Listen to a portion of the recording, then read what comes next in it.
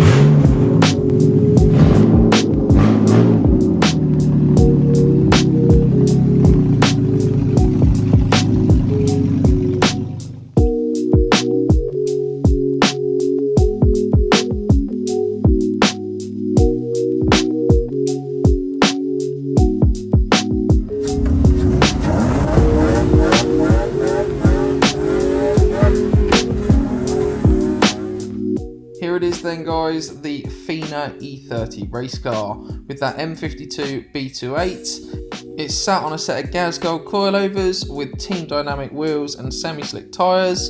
It's fully polybushed underneath, and as we work our way inside, you'll see that we've gone for a nice minimalistic finish with this, with an FIA fire extinguisher, seats, harnesses and roll cage. Now next up is some track day footage. Oh yeah.